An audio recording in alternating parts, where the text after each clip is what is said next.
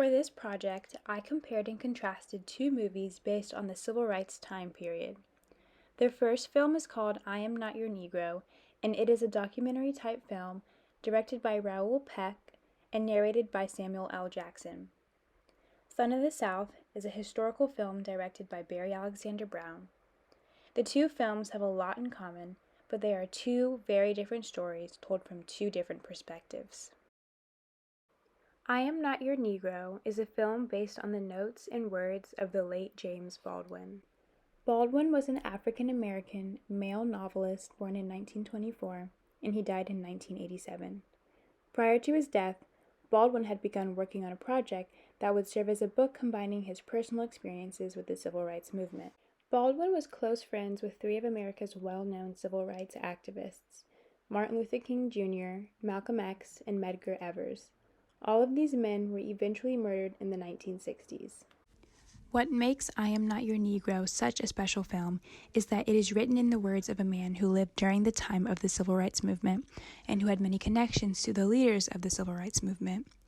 Although the film touches on what is commonly known about the civil rights time period, such as the struggles to desegregate schools and other public areas and the large sense of white supremacy, James Baldwin delves deeper into what it meant to be a black man in America during the 60s.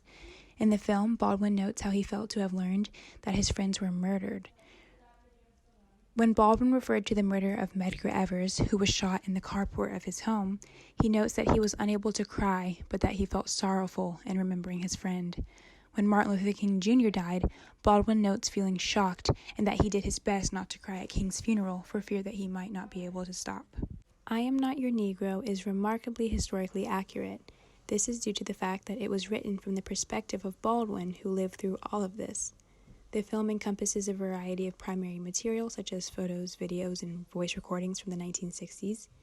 The film also at times cuts to show videos and picture clips from the 21st century to show some of the examples of police brutality and other examples of unjust treatment of African American people today. That said, this film is in no way fiction, and it does a fantastic job of providing the audience with insight of how it might have felt to be a black man or woman during the civil rights time period. Baldwin does his best to convey the sorrow and heavy hearts of the African Americans in that time. Son of the South takes place in 1961 Alabama and tells the true story of Bob Selner, who was a young white man who chose to join the civil rights movement despite opposition from his Klansman grandfather. The movie begins with Zellner's choice to sit in on a black church service for a research paper on race relations that he was working on with some of his classmates. Zellner's college was furious when they found out that he attended a black church, but Zellner saw no wrong in his actions. After this, Zellner found himself assisting freedom riders at the riot that ensued following their arrival in Birmingham, Alabama. Eventually, Zellner went on to work for the SNCC as a volunteer over the summer, and this position led him to leave behind his full scholarship to graduate school in order to continue working for the civil rights cause. Given that Son of the South is based on the true story of Bob Selner, who eventually became a full-fledged civil rights activist and who is still alive today, the film is not based off of made-up events, and it does a great job of portraying many of the key events of the civil rights movement. Topics such as segregation, the Freedom Riders movement, the purpose of the SNCC, the bus boycott, and more are aligned with historical facts. In other words, Son of the South does a great job of conveying the actual fight that civil rights activists had to go through.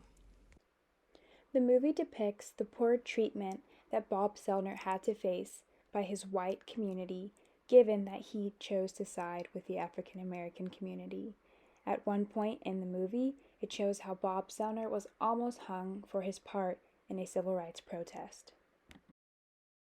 When juxtaposing I Am Not Your Negro with Son of the South, it is interesting to note that both are historically accurate, but that they are two very different films from two different perspectives. While I Am Not Your Negro focuses on the perspectives of the black man in America, Son of the South gives the perspective of the white man that is fighting for the freedoms of the black community. We know that black people were often arrested for disrupting the peace when rioting or protesting, but we don't often think about how the white people were treated when they participated as well. There is a scene in Son of the South in which Bob Zellner was not arrested for protesting with a group of African Americans, but instead he was kidnapped by a group of white supremacists as they tried to hang him for his support in equality between the races. On the other hand, James Baldwin gives insight into how hard it was to be a black person fighting for equality when they knew that it was something that they deserved. Nonetheless, I would highly recommend I Am Not Your Negro and Son of the South for the person that is looking for a historically accurate and quality film about the civil rights movement. Both films do an excellent job of giving an insider look of what it was like to live in this time period of the 1960s.